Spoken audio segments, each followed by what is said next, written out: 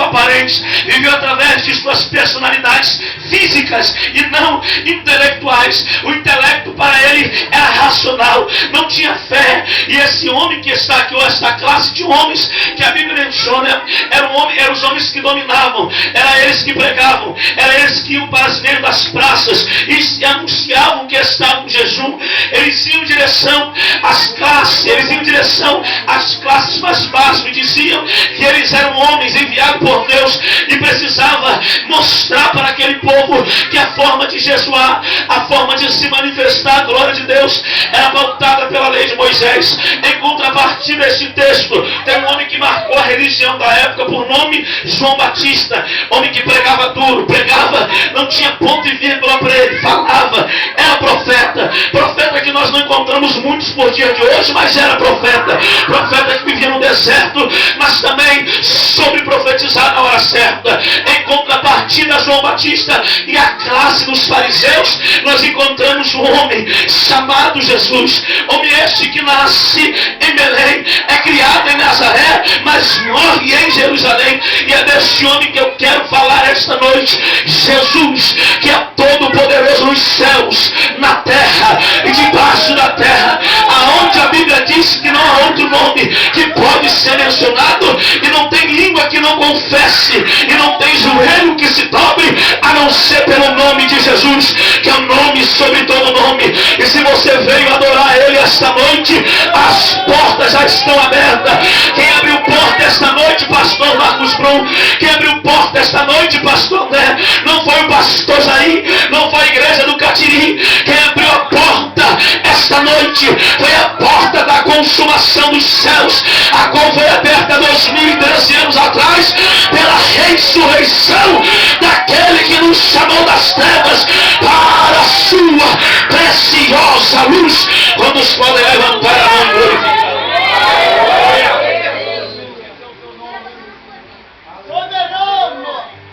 E Jesus pregava tudo diferente dos fariseus pregavam. Os fariseus iam para as praças e diziam: para orar tem que orar em público, para jejuar tem que jejuar em público. Aí vem Jesus: se quiseres orar, fecha a porta do teu quarto e ora lá dentro. Aleluia! Se quiseres jejuar, jejue, mas não deixa que o teu irmão saia, porque Jesus está no controle de todas as coisas. Ele tem poder nos céus e na terra. Essa divisão dessas classes que dominavam a religião da época, você pode entender no versículo 23 que nós lemos. Diz assim: mas a hora vem, e agora é. O próprio Jesus está falando com uma mulher chamada, a Bíblia não diz o nome, mas a sua residência ficava em Samaria, uma samaritana. Jesus dialogando com aquela mulher, Jesus vai revelar àquela mulher algo que nunca antes havia sido revelado. E parece que é uma contradição a Jesus falar esta palavra, porque Jesus diz o seguinte: mas a hora vem e agora é. Parece que Jesus entra em contradição pela nossa língua portuguesa. Jesus usa dois termos no presente, que é impossível de ser utilizado. Jesus diz que a hora, o tempo determinado aqui, é um tempo do homem. E a hora aqui fala-se da hora do homem. Jesus disse que a hora vem, mas agora é. Jesus, ele prenuncia o futuro e fala do presente ao mesmo tempo. Quando Jesus está dizendo esta palavra, ele está falando acerca do futuro. A hora vem, vírgula, agora é. Ele está predizendo o futuro no presente e está falando do presente no presente, porque só ele tem o controle dos tempos, tanto do futuro e tanto do presente, tanto do futuro e tanto do presente. Deus está no controle do tempo da tua vida esta noite. Não importa o que está acontecendo, Ele está no controle dos tempos da tua vida. São tempos de caos, são tempos de decisão válida, decisão não importa. Deus está no controle do tempo da tua vida esta noite. Porém, Jesus não menciona um tempo passado. Ele fala do futuro e fala do presente. E o porquê Jesus vai falar primeiro que vai vir a hora e depois agora é? Porque ele prenuncia o futuro para depois falar do presente. Porque se ele te dissesse o presente, você não estaria aqui primeiro. Primeiro ele mostra para você o que você vai, Ele mostra para você o que você vai conquistar. Ele mostra para você aonde você vai parar. Jesus prenuncia o futuro dizendo: eu conheço todas as coisas, eu sei qual é o teu final, também sei qual é o teu começo, mas eu vou te revelar o final.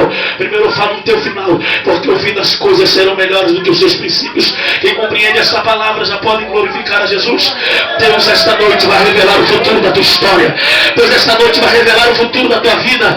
Deus esta noite está no controle da tua casa, porque Ele vai revelar o fim das coisas. O importante para Ele é ver o teu final, não o teu começo e o teu meio. O teu fim para Ele é importante. Esta noite a glória dEle vai se manifestar sobre a tua vida. Quem acredita, glorifica. A hora vem, e agora é. Eu prenuncio o futuro. Jesus prenuncia o futuro, dizendo que o tempo iria chegar. Porém, parece que Jesus exclui os que passaram. Ele diz o seguinte: mas a hora vem, agora é, em que os verdadeiros adoradores adorarão o Pai em espírito, em verdade. Ele fala de adoradores. E quando Jesus disserta esse texto, ou esse discurso, parece que ele está excluindo aqueles que adoraram no passado. Talvez Jó não foi adorador. Parece que ele exclui, mas Jesus não está excluindo. Quem lê esse texto, imagina: será que Jó adorou de verdade? Porque vai vir a hora, e agora? Então o passado foi deixado para trás. E Miriam, quando passou pelo Mar Vermelho, pegou o teu e começou: só o Senhor é Deus. Será que ela não foi adoradora? Jesus não estava excluindo aqueles que adoraram no passado. Jesus não estava fazendo a adoração de ninguém, porque Ele não faz isso. Ao contrário, o texto que nós lemos, a qual Jesus pronuncia, vai nos revelar acerca de uma classe ou uma geração que se iniciava naquele exato momento. Porque a geração antes de Jesus tem-se a geração patriarcal, onde se predominava os pais em geração e em geração. Geração patriarcal, você conhece a história de Moisés, perdão, de Abraão. Abraão foi o patriarca. É por isso que quando Daniel é jogado a cova de leão, diz: Deus de Abraão, de Isaac e de Jacó. Parece que os profetas, Elias também disse isso: Deus de Abraão, de Isaac e de Deus de Abraão, de Isaac e de Jacó. Parece que ele está dizendo que os patriarcas, Deus pertence a eles. Eles estão colocando Deus como um domínio de Deus de Abraão, Deus de Isaac e Deus de Jacó. Parece que Deus é específico de Abraão, de Isaac e de Jacó.